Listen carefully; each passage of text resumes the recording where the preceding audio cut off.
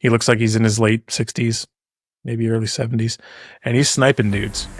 And it's really funny because he gets real excited when he gets a headshot, and he's good at the game as well. But he loves playing Battlefield because he could go find a perch, someplace on the top of a roof somewhere, and he can just knock him out. Pop, pop, pop, pop, pop. How'd you like to be on the other end of that? Like, I'm running around. I finally got to the conflict zone because everybody stole the vehicles, and then the grandpa gamer, like, domed me. What?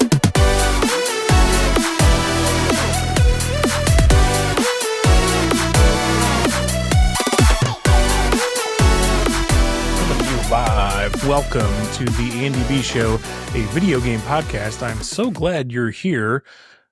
I have breaking news for you. It's super important for me to talk about this right off the top. I found it. I've discovered it. There is, inside of Donkey Kong Bonanza, a cozy space. Just unlocked one.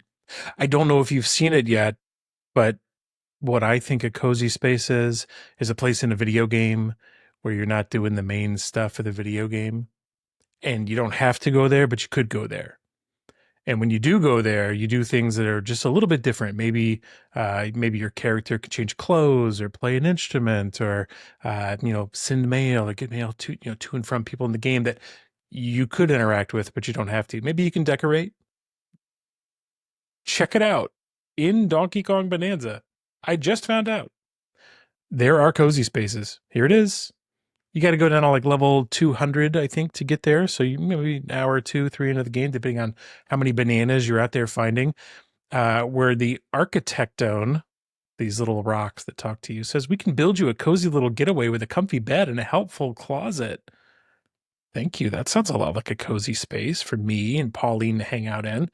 And sure enough, I built a getaway. I think it cost me like 300 gold out of 16 grand. So not bad. The beds here are comfy level 1. Implication being we can get way better. You nap in one to get a +1 bonus, and look what else you can do in there. Apparently there's little cutscenes that play. Pauline, it's our getaway. Isn't it great? There's a big closet. We can listen to music. So you get your own music player. You started collecting at this level different discs, music discs around the world, and you can play them in there. You got Donkey Kong has been known for quite some time, especially since Donkey Kong Tropical Freeze, to have a really incredible soundtrack. If you like these kinds of games and these kinds of soundtracks. If you're watching live versus listening, I'm showing some footage of the game, and I forgot. I basically rickrolled myself with a picture of a completed Picross puzzle. I like to do that on threads where you can follow me there at andrew.m.b. And I'll post a picture of my completed Picross puzzles in between other content. Just a little, it's just a little subtle thing that I do. Just really keeping it on the down low that I like playing Picross. But of course, there's other things going on in Donkey Kong, and this show is not going to be all about Donkey Kong, but you almost can't not talk about it. You have to talk about Donkey Kong because I think it's the #1 game that people are playing or could be or should be playing. It's apparently in the running for Game of the Year already, along with Expedition 33, along with Death Stranding 2, maybe some others. There could be other ones out there, but I'm definitely playing some Donkey Kong. The beauty of Donkey Kong Bonanza is that if you're a grown person with small children, you can play it with them. It's okay to have it in the living room. And I can't play every game I want to play, including the other two I mentioned, Expedition 33 and Death Stranding 2. I can't play those in the living room. They're mature games, mature themes. They have a lot to do with the thoughts of death and what happens at the end of life. And, is there beauty in dying and dealing with, delivering packages to people about death, sometimes delivering dead people to people, for burial.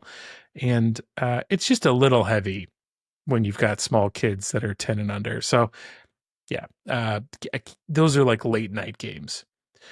Matter of fact, I've been enjoying playing Donkey Kong Bonanza so much and have been not playing these huge games that are like Game of the Year ready. Definitely contenders. This is episode 10 of the Andy B show, and you can bet I'm going to be doing my own game of the year list by the end of the year. But it means I got to play some more of these games, including some more of these like mature M-rated games. So I'm going to have to carve out some time. Let me see, where's that going to come from? Probably sleep. Probably going to have to pull that out of the old sleep bucket to make it work. Maybe I could take off time from work and play them. But then, yeah, look, this is the challenge. It's part of the reason this show exists is because I like to talk about games, and uh, I think about them. I like to follow them. I follow the games industry, but I don't have as much carve out dedicated time to play them. So I get in gaming where I can. These little interstitial moments. Hey, let's play a Picross puzzle. I got a little match 3 game on my phone that I like to play. But then, if you want to carve out a game that takes a little bit of time, you got to kind of sit down and create some space. So Nintendo, by making amazing video games that are kid friendly, matter of fact, the kiddos can play co-op. My youngest loves playing Pauline and shooting out her little encouragement sounds to break apart the environment. And it gives them something to do. And she loves it. She loves doing it. I love playing it with co-op with her. And so it's a wonderful opportunity to play like probably one of the best games of the year at any time of day, no matter who's around. You can play it in the living room and everything's great. Some of these other games I'm going to have to carve out some time for, but I think about them. I follow the games industry, and it's one of the reasons I've launched my new newsletter. So the Gaming 411 newsletter has launched. As of this recording, the first issue has already gone out. It's going to be a weekly newsletter, just like this is a weekly show. And if you would like to receive it, if you'd like to get it in your email, I'll tell you how in just a minute, but what it is it's 4 news stories or trends that I'm following about video games. It's 1 game that I'd like to play a little bit more if I only had more time, and 1 update from me, probably about the show or maybe just a thought that I have. So I'm going to give you some value, 4 things that I think are probably super awesome and that you might want to know about that's going on in video games. 1 video game that I just wish I had more time to play, and I'll share some thoughts about it, and then something from me. So that's my pitch. I write this newsletter by hand with no AI as I sip my community coffee from an ember mug at the perfect temperature. That's 136 degrees Fahrenheit, by the way. So this is from me to you, from one human to another. It's the gaming newsletter. The first issue has already gone out. If you are a free or paid member of the Patreon, you have got it in your inbox already. And that's all you have to do to sign up. Nothing special else you have to do. Just go to patreon.com/theandybshow. And then you'll get the next episode. But I've created a little collection of them so that over time, hey, by this time next year, there'll be 52 issues out there, right? And you'll be able to read them and follow along. Why is this important?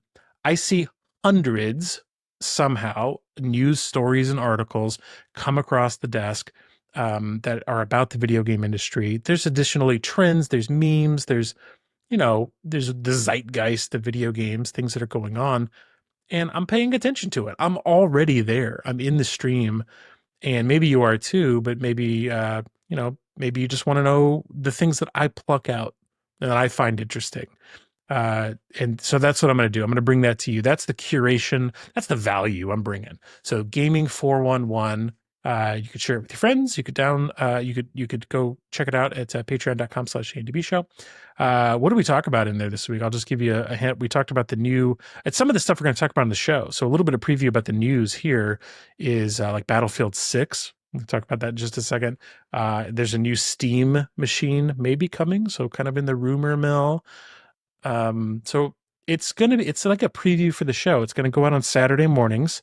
And as you know, this podcast episode launches every week, Monday at 11 Central. So if you kind of want to get a little bit of a preview of the show, but I'm going to put some of my own thoughts in there, it's there for you.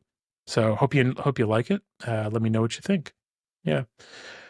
Yeah. Cozy Spaces in Donkey Kong is not the only thing that's going on. There's a lot of news this week, and really we're just going to get kind of right into it. Like, I hope that's okay. I don't want to just like jump the gun, but I think we really need to get into the news. And so I mentioned Battlefield 6. Battlefield 6 has just been announced. If you don't know what Battlefield is, it's about war. It's a war video game. And the trailer's out. It's like a 2-minute trailer, and it's showing what looks like some type of a mix of like Black Hawk Down or what was that Jim Halpert movie, the actor from The Office? He did one, Zero Dark 30, something like that. It shows a bunch of military guys in super realistic gear doing building entries, and then a helicopter crashes through because it's Battlefield and not Rainbow Six. It's Battlefield and not Ghost Recon. And what Battlefield has been known for, and probably will be known for based on this trailer for a long time, is the destructibility of buildings. Now, Donkey Kong Bonanza is like, you can destroy everything, right? But in Battlefield, the buildings were a big thing because you as a player, if you were in like a 32 by 32 match or a 64 by 64 player match, you'd post up in a building somewhere, you get your sniper rifle out, you're sniping the other team. But that doesn't work as well when a tank comes by and just levels the building. And so that's been the promise of Battlefield for a long time, is that destructibility, probably since Battlefield 3. It's really doing that destructibility. So, this game preview does not show the multiplayer. Multiplayer's coming. It's not in this preview. They said they're going to, you could sign up and get an alert when the multiplayer trailer is going to come out. But the thing for me that Battlefield has kind of been missing, I think, is like, it is not the supernatural. I'm not really looking for that, but it is like a hardcore, like military fetishism. And it seems like most folks are kind of like, they're good. Like, I'm kind of done with that, Um, I don't know if that's true, but it feels that way to me. And so maybe that's just me going like, if there's not a really great story in it, I'm going to have a hard time getting into the multiplayer. The biggest competitor to Call of Duty or Battlefield is Call of Duty, and that's what they've leaned into. Their stories have gotten weirder. They've gotten more conspiracy theory laden, not just like, well, there's a big conflict and maybe there's a twist, but they've gotten into like deeper and deeper, conspiracies and backstabs and the last one of these I think I played was like Black Ops 5. I think it was Black Ops 5, played the single player. It was pretty good, but it didn't have the destructive. It was it's the same Call of Duty game you've been playing for 15 years almost, but they have a pretty good single player, which is exciting. It definitely feels like you're playing through some type of an action movie.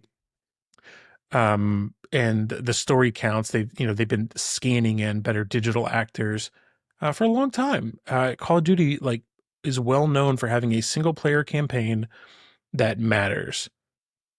When Black Ops 4 came out, it was kind of controversial because they kind of went, when the single player is just going to be a couple missions because we're pushing this thing out the door. I can't remember exactly why they kind of cut so much out of it, but it was very lightweight, Black Ops 4. And the multiplayer was good, but yeah, as somebody who I was just talking to a friend recently that they said like, oh yeah, I logged on, and I didn't even want to buy Black Ops 5 or whatever's out right now. Black Ops, whatever the current one is. I didn't want to buy that Call of Duty because I got on to the multiplayer in the last one, and then I would just get sniped by young kids. And look, as somebody who's over 40 years old and playing Call of Duty, your skills are going to deteriorate. It's not cheaters. It's not lag. You're getting old, buddy.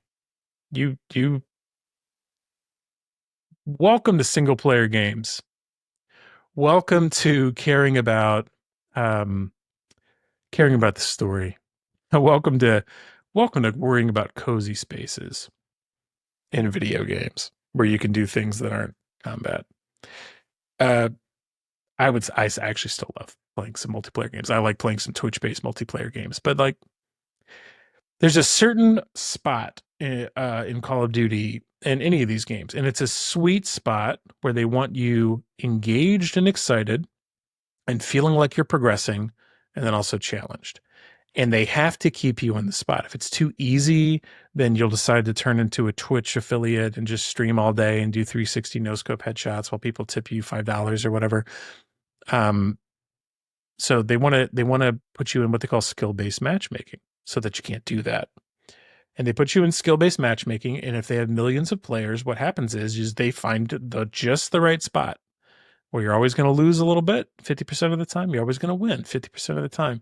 And so it pisses people off because they go, I never feel like I'm doing great. There's so many people that the skill variability is like next to nothing.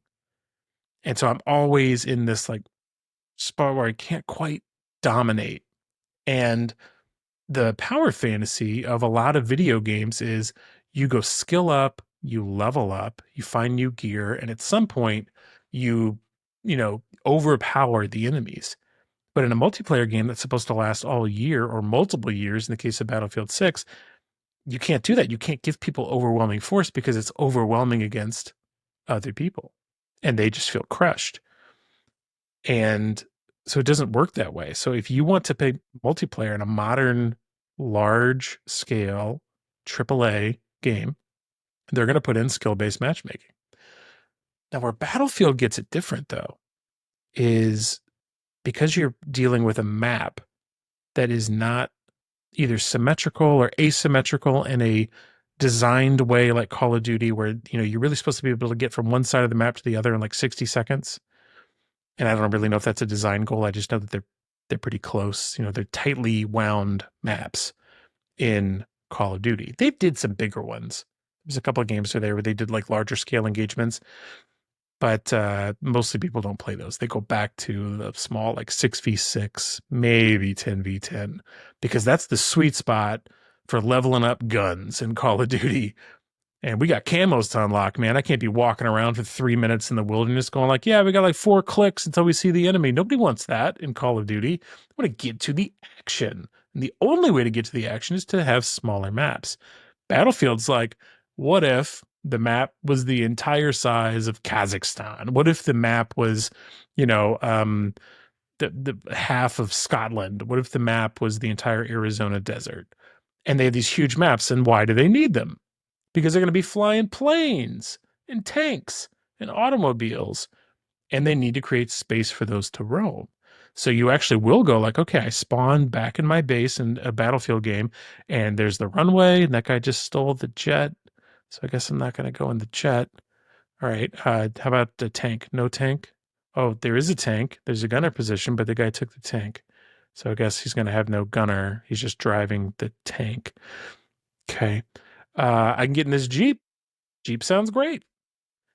And that's the Battlefield experience, actually, is everybody took the vehicles and now you're hoofing it for 4 clicks till you get to the point of this, the conflict. And once you get there, somebody snipes you from a mile away and you do it again. And this is why nobody's playing Battlefield. Yet they keep making it. I say nobody. I know people are playing it. My neighbor likes to play it. I said, how'd the last one go? Battlefield 2042. He was like, I know. It's not good.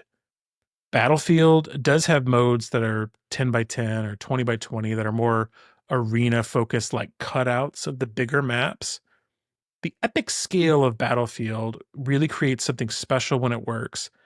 But because the map is so big and there's so many options when there's like 128 people in a match, which is amazing. But that variability means that you can be easily you could be having the worst time out of 128 people.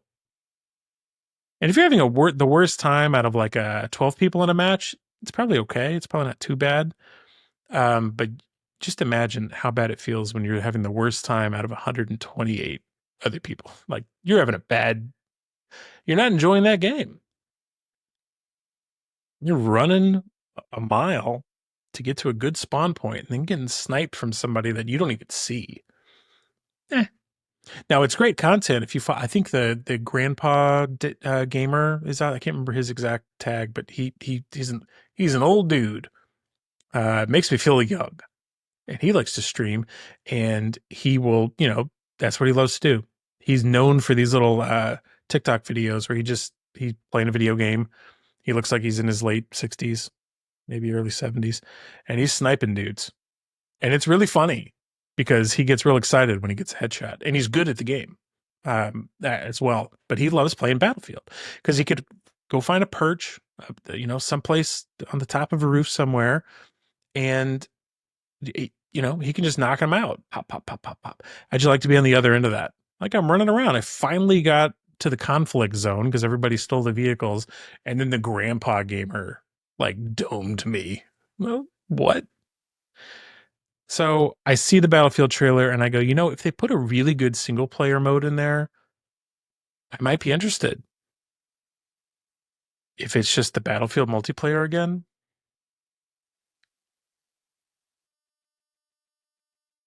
It's not like you can go like, hey, let me get, Elden Ring Night Rain just came out.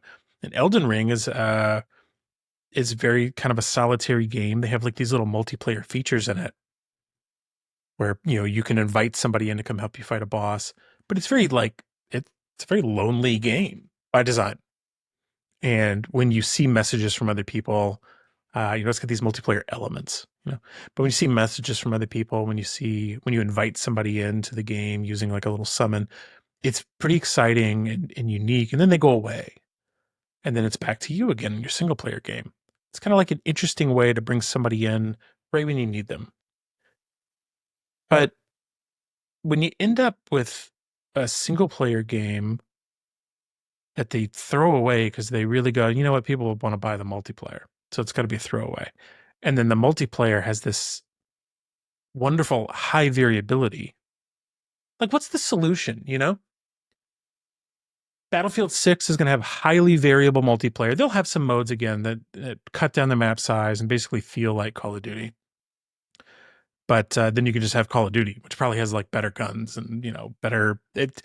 Call of Duty is going to be better in the arena size map fighting than a Battlefield 6 ever will be.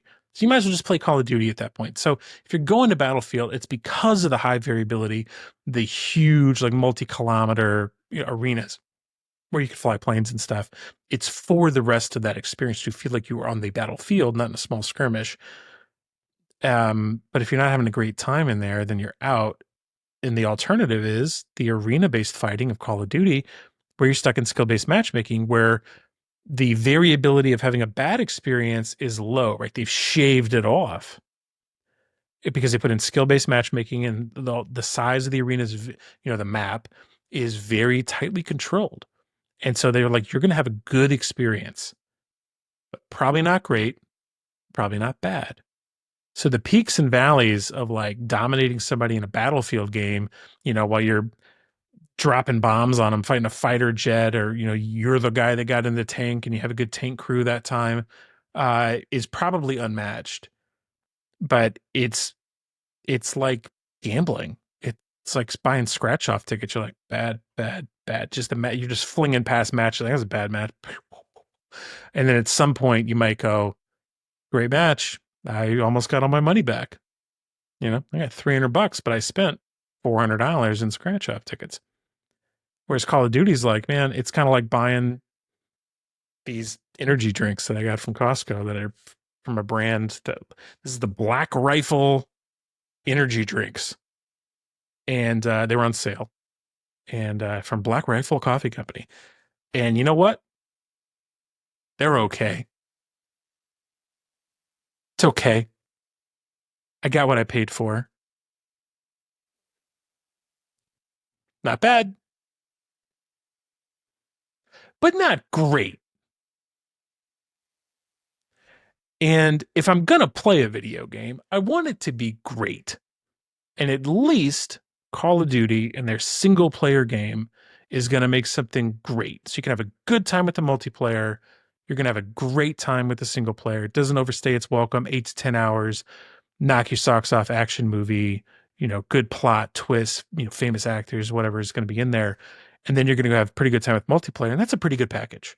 And apparently you can just subscribe to Game Pass now and just play the whole thing for $20. Like, hard to beat. That's a good deal.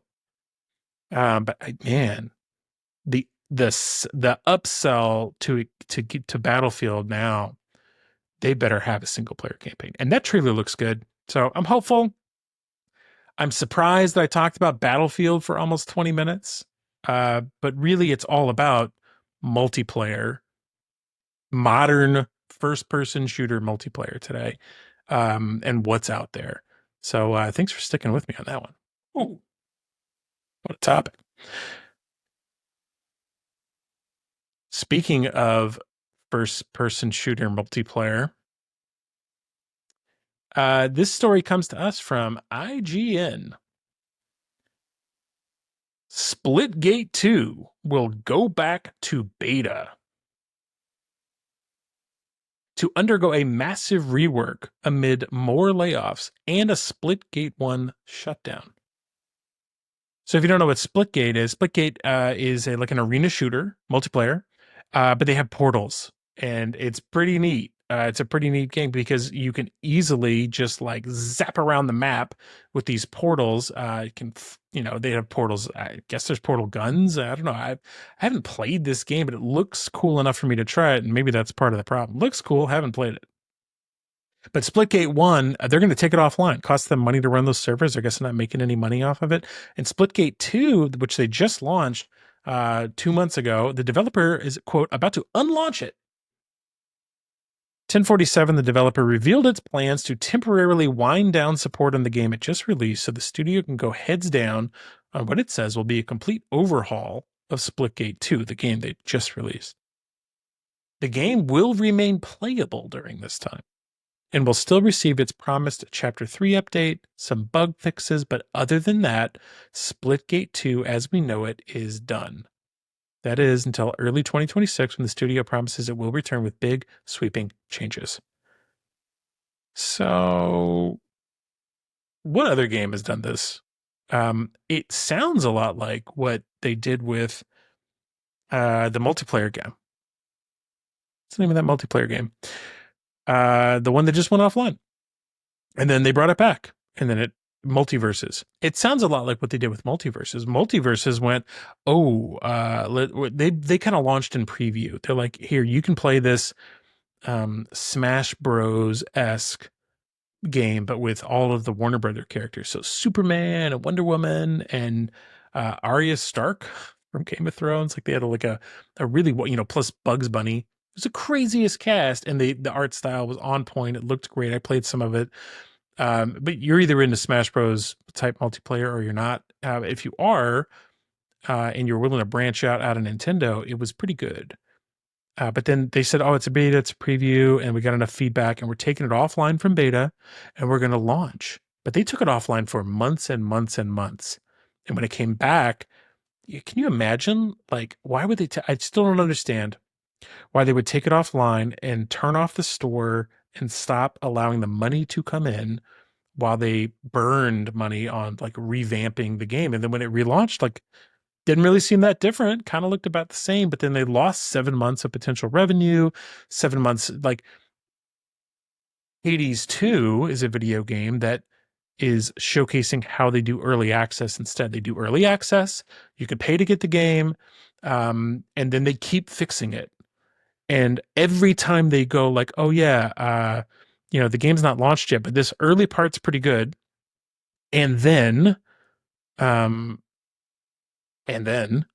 going to add another part and we're going to fix these bugs. And we got some feedback from you and we're going to add some extra skills and we're adding in new dialogue. Hey, there's some new story options. So you have to have a studio that's kind of ready to play, to do development this way, and maybe a game structure that's meant for it. Maybe multiplayer, you can't do it, but multiplayer seems ideally suited to it, right? Hey, we got 4 great characters. We got 2 coming, maybe every month while we're in early access, and maybe you pay to get those characters.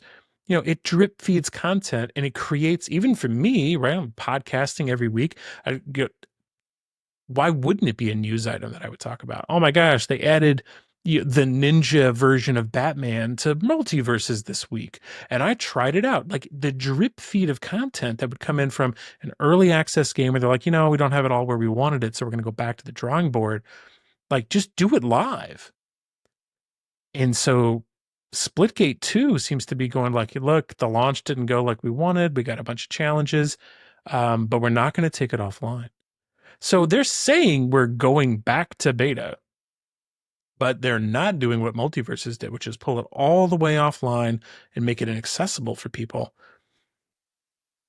This could work for them. I hope it does. They've laid some people off, but I mean, we need, just like we're talking about with like realistic war fatigue, Battlefield 6 and Call of Duty, like fighting each other for a huge market. Call of Duty 6 is not a small game. Battlefield 6 will not be a small game in sales or in size. But Splitgate is looking for players that like first person shooters who are probably playing those other games. So the only way to get them is to make a great game out of the gate or to make a good game and then keep updating it and make it great.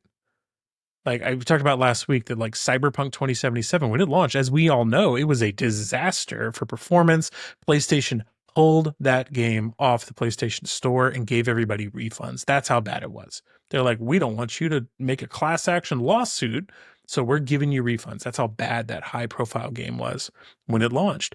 And they've said last year that we're done working on Cyberpunk 2077, and yet what keeps happening? They're still updating it. They're still adding stuff. They added cars with quest lines last week. They added it to the Mac last week. They put it on Switch 2 last month, which was apparently a technical marvel. I kind of want to see how it runs, but I'm biding my time. They keep working on it. And of course, there's a balance, right? I'm sure if nobody's buying the game anymore, then they're not going to keep investing into the development time to make it happen. So every business has a decision to make, and they have to make decisions based on what they believe is going to happen and what they see is happening. And so Splitgate 2 is going back to the drawing board, but I think the only upside to this is that I think they're doing the right thing by going, the game's still going to be accessible. And then as they make changes to it, they can drip feed that content. Hey, here's this new thing we added, new map, new thing, new way we rework this stuff. Like, get it out there, build in public. So if you're a Splitgate 2 fan, let me know. I'm curious to see kind of how it goes. I mentioned this earlier from Azador Gaming. What's up, Azador? Azador Gaming 9 on Threads. He sent me this article. He posts like a weekly gaming news recap. I just told you that I'm putting out the Gaming 411 newsletter where it's like 4 articles I'm tracking. He puts out like 40 a week. And he's like, if you want the links to these, let me know, but I'm not just going to post all these links because nobody will ever see the post or care about it. It's just too much. Anyway, I read his little summaries that he posts on there. So like I go through these and take a look. So, you know, he's his weekly gaming news recap. He posted this yesterday, and he's got like these like a ton of news stories, almost too much, right? But one of them caught my eye, which was the Borderlands 4 on Switch 2, which was a surprise announcement to me. The Borderlands 4 is coming to Switch 2 at all. But Randy Pitchford, the studio head over there, says, yeah, it's coming, but it's going to run at a low frame rate. So let's take a look at that story here. This one comes to us thanks to Hazardor Gaming 9 via insidergaming.com. So he said, it was important for us to not cut anything and to support crossplay with other platforms. So it won't run at 60 FPS. It'll be mostly around 30 FPS with some dips and some intense moments of heavy combats or of hosting a multiplayer game in handheld mode.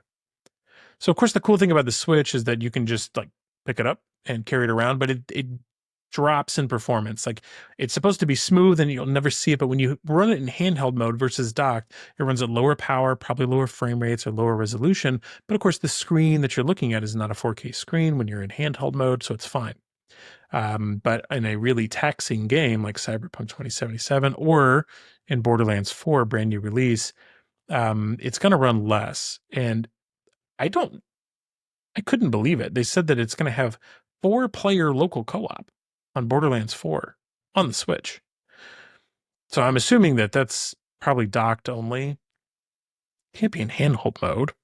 4-player Borderlands 4, like that's not going to work. I don't know how it's going to work.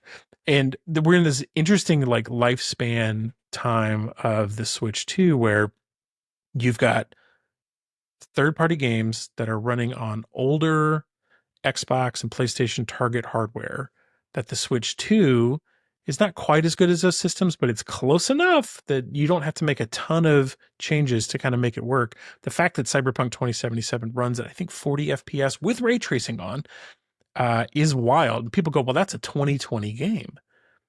Okay, it still will bring a lot of hardware to its knees. Like to run that game is not easy. It's not the new Far Cry. I remember Far Cry. Like that was always a really hard game to get to run well. It was a good test. Crisis, another good test. Y'all remember Crisis? So that's coming. Borderlands 4 coming to Switch 2. Kind of neat. Okay. I posted about this one a lot this week. Also from Hazardor brings us this news here via IGN. Outer Worlds 2, along with other major Xbox holiday releases, will be at a price point of $69.99. The quote from the article, "We're focused on bringing players incredible worlds to explore," from Microsoft, "and we'll keep our full-priced holiday releases, including The Outer Worlds 2, at $69.99, in line with current market conditions. And if you pre-ordered at $79.99, you're getting a refund of the difference, $10 difference." What? They just announced this less than a month ago, or a month ago. Outer Worlds 2, $80. We got Microsoft backing off the price point. Now, what's different about Outer Worlds 2? They said other holiday releases. Outer Worlds 2 is going to like launch multi-platform. I think it's going to launch on like PC and PS5, and Xbox same day. So that must mean the competition at $80 is not going to work out on PC. That's for sure. And it's not going to work out on PlayStation. Also implies that the new Call of Duty is not going to launch at $80. Kind of a big deal. Kind of expected that almost. So really, Nintendo is the only one with games at $80. New Death Stranding 2 just came out on PlayStation 5, $69.99. Mario Kart World, $80. Any of these Switch 2 editions, which have some expansion stuff in them, Switch 2 edition of Zelda Breath of the Wild and Tears of the Kingdom is $80. The Nintendo Switch 2 version of Mario Party Jamboree, which does come with an expansion pack, $80. So, but as far as like, non-special edition games, it's Mario Kart World. Like it's the first. And apparently it's going to remain the first for a little while. Microsoft is backing off. Pretty interesting. Coming to us from Wario64, we've got the first images of the Lego Game Boy, which releases August 1st for $59.99 US dollars. If your name is me, this thing looks pretty cool. It's a Lego set that looks like the old Game Boy from 1989, if memory serves. It's got a non-color screen, a little battery light. I remember that. Dot matrix with stereo sound, all the buttons and colors. It looks like a Lego version of the Game Boy, and I assume it's around the same size.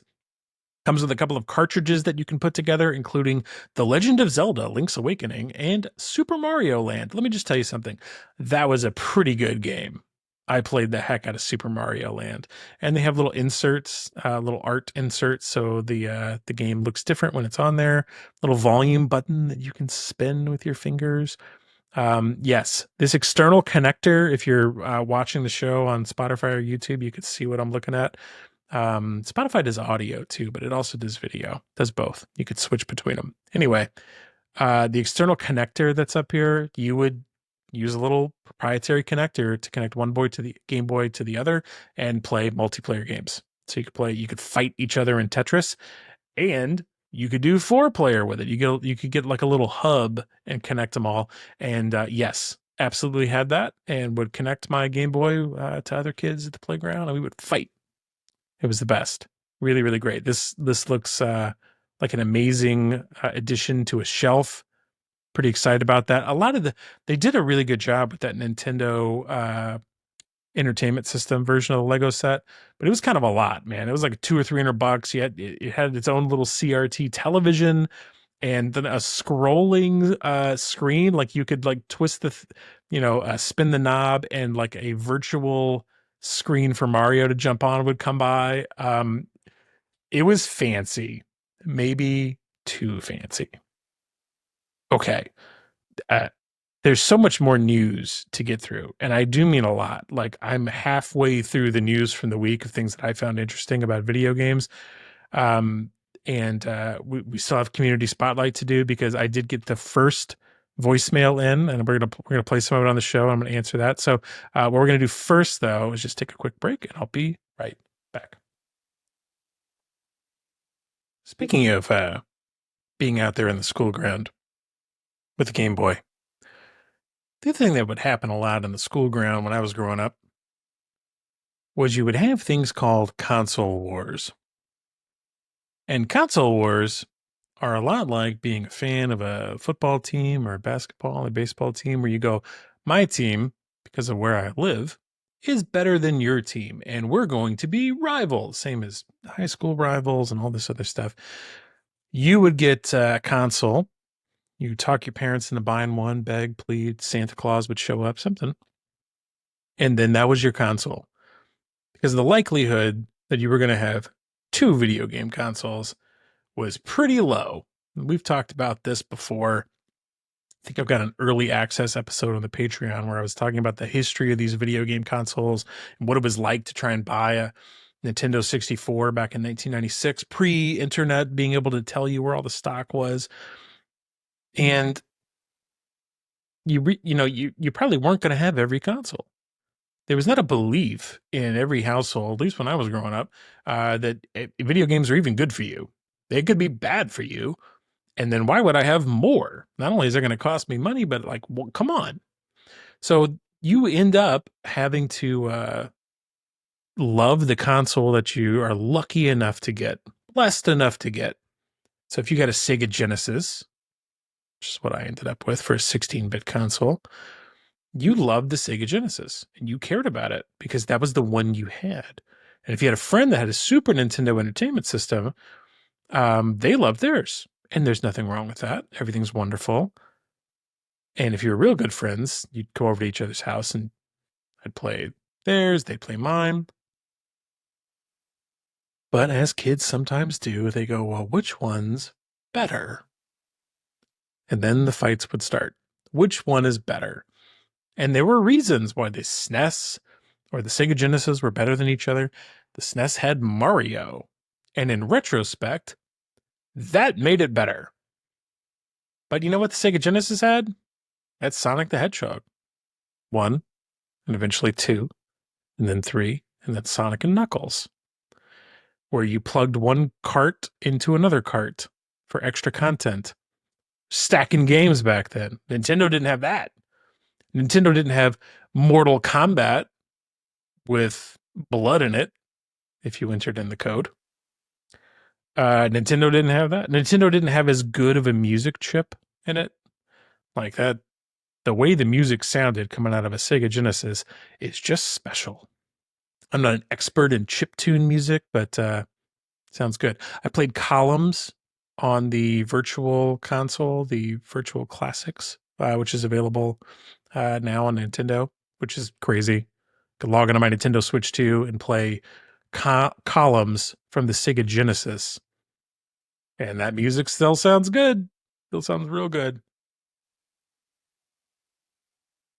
So console wars have been a thing for a long time because scarcity exists and money's not free. And then kids like to compare them. We all like to compare. Like, well, how is it? Which one's better? Well, we're still doing it today, like as a gamer society, right? We're still talking about now it's Sony versus Microsoft. Now it's Nintendo versus the world. Now it's PC thinking that they're better than everybody else, but nobody cares. You're either into PC games or you aren't. There's no way that you can make the people that are not ready to nerd out about PC settings to start doing it. So it's a fixed, large, but fixed audience size. However, console games can grow the audience size because it's simple, it's easy. People can buy a thing and turn it on, and it does need to be that simple for it to work. For people that don't already do PC freak stuff, you know what I mean? If you've never put thermal paste on a CPU, you're not going to start as an adult. Like there's a window of time, and when the window shuts, like that's it. Now, as somebody that's put thermal paste on a lot of CPUs, I can always go back. It's like riding a bike. At any time, if I'm ready to build another piece, I can go out there to PC Part Picker and find those sweet combos just like you can and click that button if I want to spend thousands of dollars and do that. Or I can just turn on my Xbox or PlayStation or Switch. Look, there's nothing wrong with PC game. Relax. It's fine. But it's still going on. People are still worried about it. So when news hits, like it did this week, that Sony has bought a little chunk of Bandai Namco, people get like kind of worried about it. They're like, "Wait, what?" But it's not really clear. This is from the website Gamatsu. Sony Group Corporation and Bandai Namco Holdings signed strategic partnership. Sony acquires 2.5%. It's like a little tiny piece. But what they said, it's mostly for anime and manga fans. So it's not necessarily about games. And Sony Sony Group Corporation is not Sony Entertainment. It's not Interactive Entertainment, SIE necessarily, right? Because Bandai is, a lot of us that are listening to this podcast are thinking about it in terms of like, well, that's the Dragon Ball Z games, and that's Elden Ring. That's a big deal, right? And the Dark Souls games, and that's all these role-playing games. It's like, well, but Bandai, who does care about that, is very much into the shows and the manga first, and in all of the toys and everything else.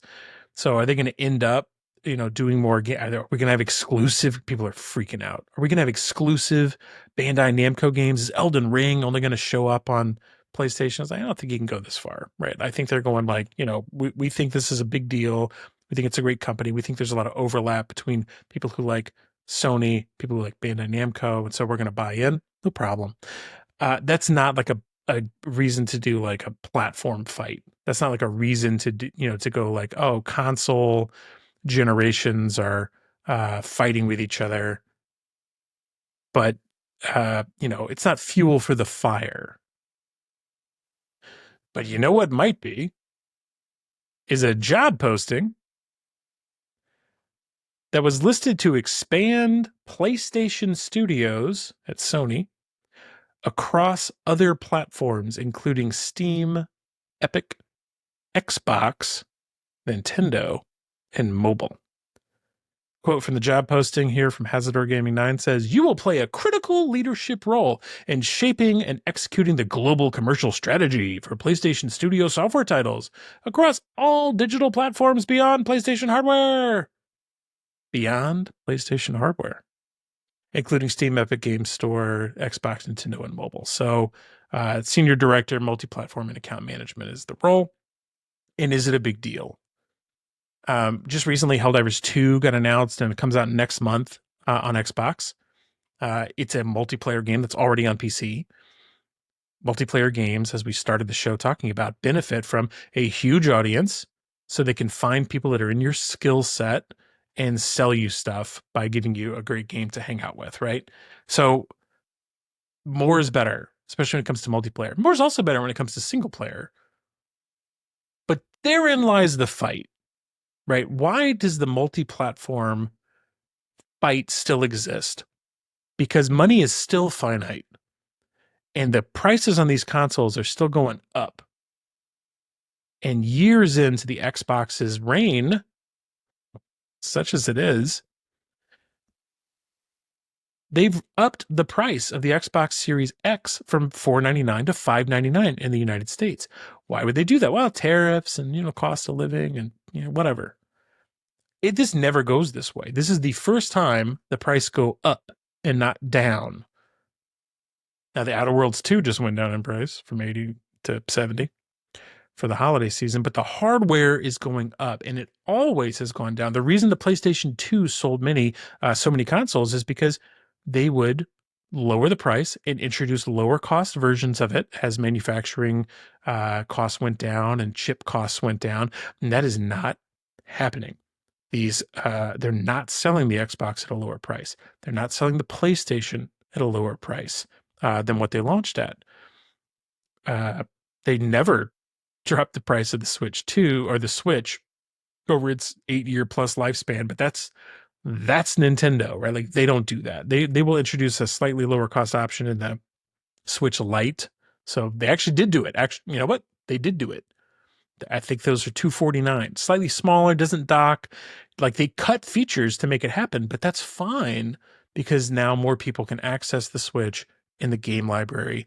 It's a cheaper razor blade handle. They can't quite give it away, but they can make it easier for you to buy the razor blades, the games.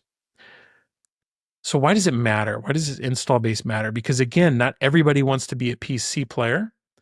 And a lot of these game console manufacturers and game publishers are hesitant to put games on PC because it's so much easier to pirate the games and steal them. So they want to have it on PC. They want to get those, but they really want to make sure it's on consoles where there's a walled garden, captive audience of people who have invested some money in a console so that they will buy games. That's the market you want to be in. You want to be on PC.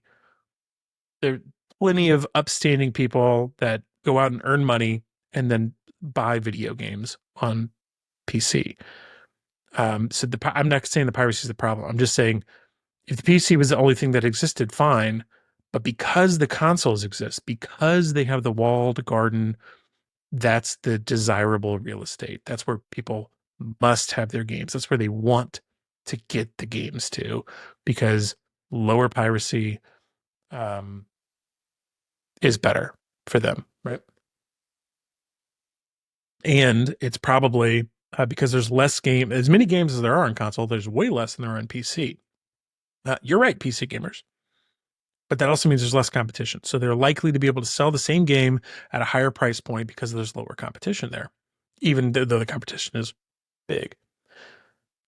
So why does it matter if consoles have exclusive games?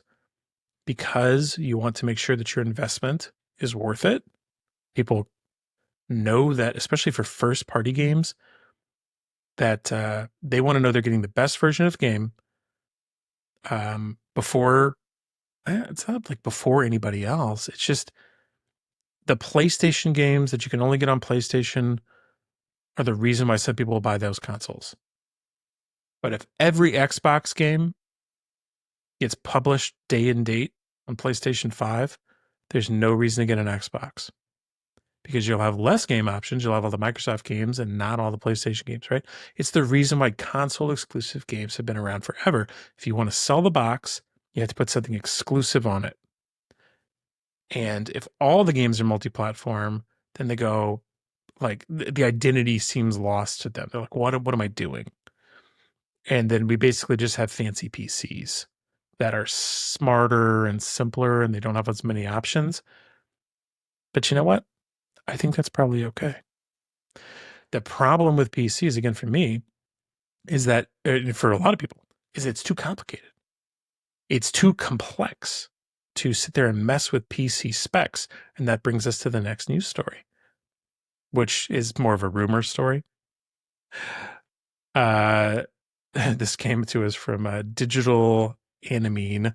Valve is preparing to announce its new console. Source from leaker Moore's Law is Dead indicates that Valve is working on a new home console. And they show in the picture the old, not Steam Deck, but Steam Machine that you would connect to your TV. The new one, though, which is not pictured here because we haven't seen it yet, it's rumor, is based on an AMD chip similar to the ones that will power the PlayStation and the Xbox in the next generation. It's like, okay, all right, we're talking about the same power level of the new PlayStation and Xbox consoles. Okay. They claim, reportedly from Moore's Law is Dead, that some developers have received prototypes. Expectations point to a home version of the Steam Deck, but with stronger specifications. Okay, so there's a couple things there. The first version of the Steam machine, it was basically it was like a client, like a little thin client, and your mainframe was your actual PC. So it didn't work unless you had like a real beefy PC somewhere in the house actually running the games. And the Steam machine was basically a client that would just put it on your TV screen and let your controller connect to it. So you were streaming the game from your home PC to this little client that would connect to your TV. So if you didn't have a big PC, didn't have a fancy machine, you couldn't play those games. But if you did, now you could play them on the big screen with what they called Steam OS. And it was when they launched Steam OS, when that first machine came out. And Steam OS was Valve's first attempt at making it palatable to play Steam games on the big screen at home. To make it just as simple, to cut out a lot of the options and kind of go, what, we're going to make it easy for you to be able to play these games on the big screen. And without that, nobody really wants to hook up a PC to your TV. You know how I know? Because people don't do it, except for you freaks that do actually do that. Most people go like, my computer's my computer, my TV does things that are simple. Hook up my Apple TV and my shows are there. I hook up my Switch too, my games are there. But this new Steam machine, the other thing that's in that rumor is that it would be a new Steam Deck, which is very Switch-like, right? Portable system, docks, and it connects to the TV. It could be very interesting. I have a lot of Steam games. Like most people, I have a huge Steam library because just games are cheap as all get out. And you're like, yeah, I'll buy that. Maybe I'll play it. But there's no good way to play them in a chair that's as comfortable as my couch with a recliner. And so I'm interested. Like, let's find out, because if every game was available on every console and they all worked as well as the PlayStation or an Xbox does as far as simplicity, who's losing? Who's losing out? Microsoft would win because they are basically a big publisher. The consumer, though, loses if there's exclusive games on one console and not the other, and they bought the wrong one. That's always the problem. There's always going to be something exclusive, and you want to make sure you're in the right spot. So I guess we didn't solve it today. We didn't solve the console wars. They've been going on since I was a kid, but they're still going on. My advice to you on the show, my something useful segment of the week on this topic is buy the console that works for you, buy the games that work for you. Don't get involved in the console wars. If you like the console, buy it. If you like the games, buy the games. If you like the subscription service, pay for the subscription while it's still useful to you. And don't let it bother you when things change. Don't let it bother you. You can't fix or buy enough games to make Microsoft successful or to stop PlayStation from putting games on multi-platform or anything else. Just enjoy it. Don't fight about it. It's not worth your time. Okay, what is worth our time is the show continues to balloon towards an hour and beyond. Let's talk about a couple games we've been playing. I'm gonna have to cut a couple of these news stories. If you really want to know about them, reach out to me. Let me know in the comments, and I'll send the extra ones I didn't cover. But I've got to talk about what I've been playing, which we said Donkey Kong Bonanza. We said Picross, Sega Genesis, and Master System, because I'm playing that. I've shared that I've been playing Jusant, this little game where you climb up the mountain. I've been sharing some game footage about that. I'm still playing Jusant. I definitely want to be playing some Death Stranding. Not 2. I haven't beaten the first one, but haven't had a chance. Mrs. B, she's been playing Sims 4 on PS5. So that's been fun to see, just kind of walk out of the living room and go like, oh, the Sims are talking, they're playing, they're dancing. People are skilling up. She's still into the Sims all these years later, playing Sims 4. But I met with a friend this week for breakfast, and we talked about a game that he's been playing. And I wanted just to mention it on this show because it's just crazy enough that I might click into it. And it's called Old School RuneScape. And if you know what this is, then you're already freaking out. And if you don't, then I'm even talking about it on this show. And if you don't know what it is, I'm going to tell you a little bit about it.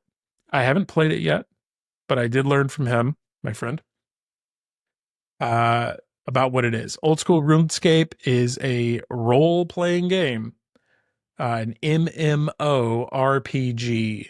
massively multiplayer online role playing game. So it means you play with a bunch of other people online and you have a role playing game, which usually means you have skills that you level up, you inventory, you go on quests.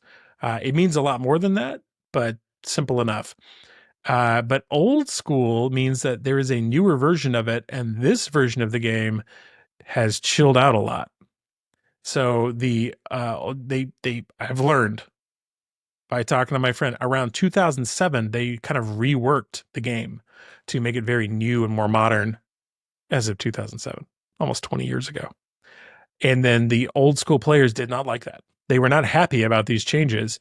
And so the developer said, yeah, we're going to do, RuneScape, but we're still going to do old school RuneScape. So they like forked the game. And so now you can play this old school version of RuneScape or this new school version of RuneScape.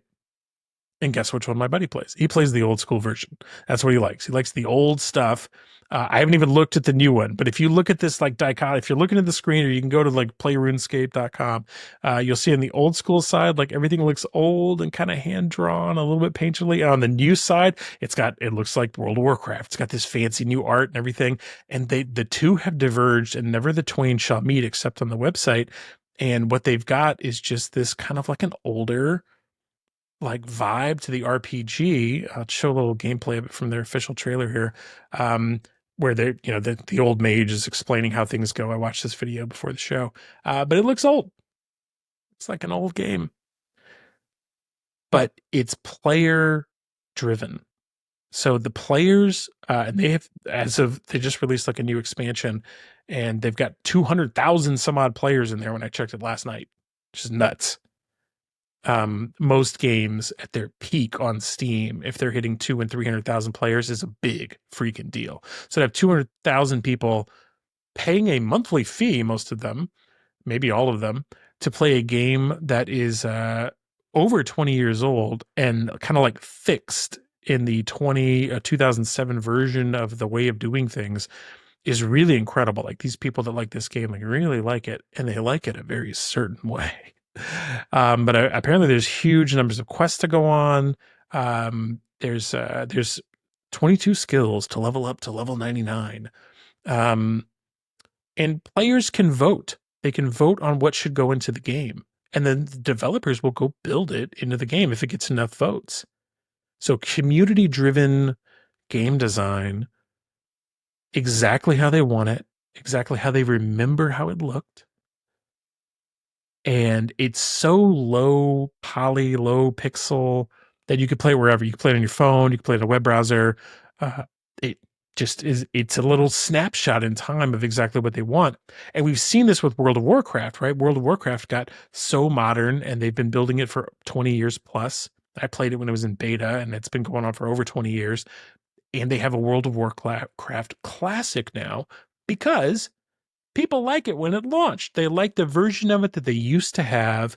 They just want it to run on their current machines. And especially with an MMORPG, the game that's available is whatever the current version is. And so the only way to kind of go back to the way it used to be is if the developer and the community both, it's like a chicken and egg problem. Like, who's going to agree that it's okay to spend all the time and money and energy at the company to make an old version of the game? Will the people really show up? Will they really pay for that? Yeah, the answer with old school RuneScape is absolutely. And Warcraft Classic. Not every game can make this happen, right? But these two games definitely are. I may try this out. Like, it's definitely old school. It looks really cool. I told my friend, I said, maybe you're my first guest is to have you come on this show and talk about it. I haven't done any guests on the show yet, but it is episode 10. Episode 11, if you count the early access episode I put up on Patreon. It's almost time for me to start doing guests. I've kind of got the show timing and format kind of where I want it for now. I'm going to keep making adjustments to it over time. There's no way that's not going to happen. And with your feedback, I'm going to keep, making changes that are, hopefully really, really good for the show. But I've got like a general format that I'm pretty happy with. And it fits into my life okay. Like it's not, ruining my life trying to record this show every week. Like it's pretty lightweight. And it's good. You, as a listener, for me, anytime I'm listening to a podcast host, I want to make sure that that podcast is going to be there for a long time, especially if I'm going to get involved and make it part of my week. And you can't miss a week. It's like if I'm used to listening to this person or persons every week, they need to show up. And so I want to make sure it's sustainable for you so I can always show up for you, the listener. Thank you for listening. But before we go, can't go yet. We can't go yet because we're not done. We actually have, believe it or not, our first listener voicemail. And I had to find a way. I had to find a way to play it. I released to my Patreon subscribers, free or paid, doesn't matter. The first voicemail box and you can find it. I'll put a link in the show notes if you want to send me a voicemail and have it played on the show and have me respond and answer to it. That's what we're gonna do live. You left me a voicemail a while ago, but I'm gonna play it here on the show. And then I'm going to respond to it. And maybe you want to give me your gaming hot takes. Maybe you want to give me your gaming full opinions or half opinions. Maybe you want to just ask me a question. And that's what this listener did to the show. So I'm going to play it. Hopefully it comes through in the recording okay. It's my first time doing it. And then I'll respond to it. Here we go. Hi, Andy. I'm glad to be on the Andy B show. And I have a question for you. What has been your absolute favorite video game of all time? Which one have you stuck with the longest? Amazing question. Thank you for that. My favorite video game of all time, and the one I've stuck with the longest, that's kind of two questions, if I'm honest. Two questions.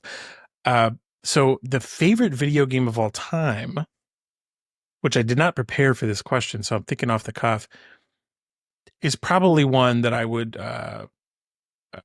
consider going back to at any time, and that would just have some kind of a classic feel to it.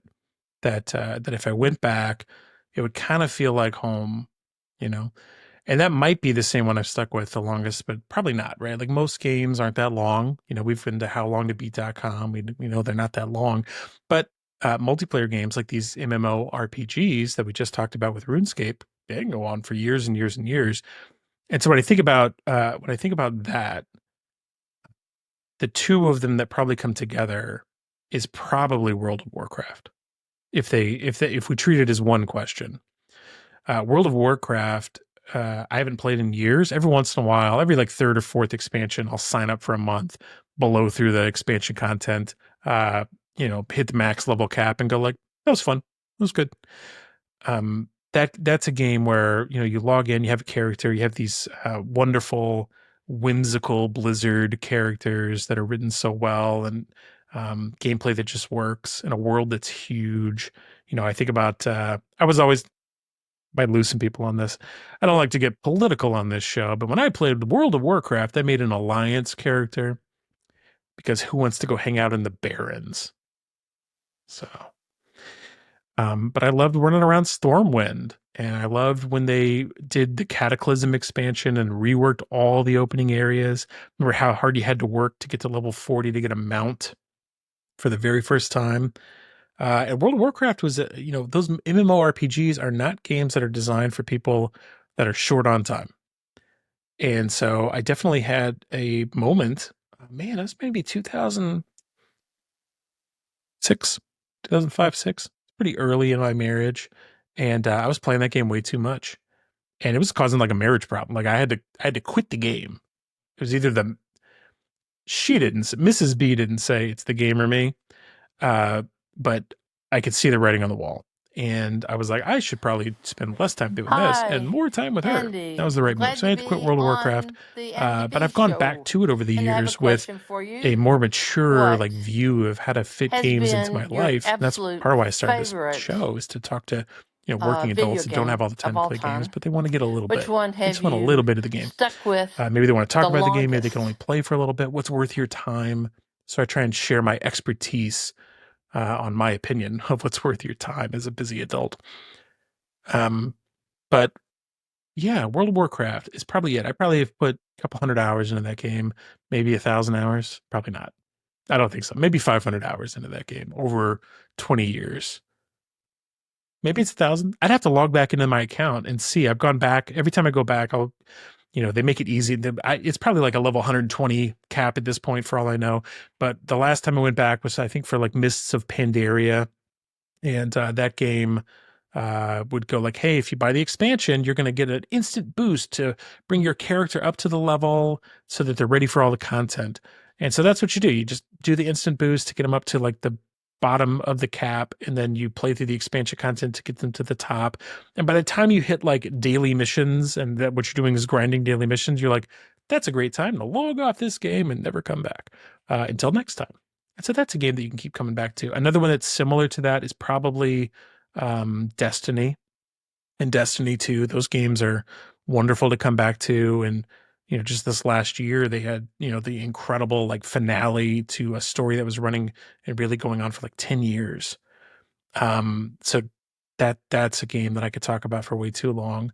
And then the other one that comes to mind is probably a franchise that I've mostly fallen off on, but that meant a lot to me for a long time, which was Assassin's Creed. That was a great like historical tourism game where you murder people. It was very good. Yeah, that game, you would go back in time to famously with Ezio Auditore, your ancestor in Italy and Rome, uh, and then also Constantinople, I think, in like the third game. And you would relive all these historical events, and then through your character's eyes, through your DNA. And so I haven't been to Rome, but I have climbed the Tower of Pisa as Ezio Auditore. I've seen a lot of like time accurate uh, world events and locations because of that game series. So that's not a single game, but that game series has probably been like pretty consistent. I don't forget when those came out. They've probably been running for almost 20 years too. So that one's like an honorable mention because I keep coming back to it, but it's not a single game. Destiny and Destiny 2 are two games, but the storyline, you know, went for 10 years. And then World of Warcraft's been going for over 20 years, and they're probably not done. I should probably log in and check in on that game. So thank you so much for sending in that question to the Andy B show. That's Community Spotlight. That's the show, everybody. Like we did, like this is a lot of show. I It might be too much. Thank you so much for listening. What did we talk about today? Man, we've talked a lot about Donkey Kong Bonanza and the fact that I found the cozy space inside of it. I mentioned to you that I've launched the Gaming 411, a weekly newsletter, which you can get for free by joining the Patreon, where I'm going to talk about 4 stories I've been tracking all week, 1 game I'd like to spend more time with and why, and then just 1 show update for me. I talked about Battlefield 6, the modern multiplayer experience, and how it's always kind of bad, just in different ways. Splitgate 2 unlaunching. Let's see if they can avoid doing a multiverses and shutting down permanently. Borderlands 4 is coming to Switch 2, but only at 30 frames per second. We'll see. We talked about the Outer Worlds 2 and how it's dropping in price, but why? The Lego Game Boy, which is going to go on my Christmas list this year. Sony is buying a piece of Bandai Namco, but does it really matter? Like with a multi-platform fight, is it part of the console wars? Is a console even a console if you can buy a Steam machine that fits into your TV and operates like a Switch and plays 1,000 of your Steam games that you got for like $1 and a hamburger? And we talked about old school RuneScape. Maybe I'll play it. If you play old school RuneScape, let me know. and of course, a listener voicemail in our community spotlight. So thank you so much for listening. Join the patreon.com/TheNDB show for more. Never miss an episode. And when we come back next week, what are we going to be talking about? I have no idea, and I can't wait to find out with you. Thanks for listening.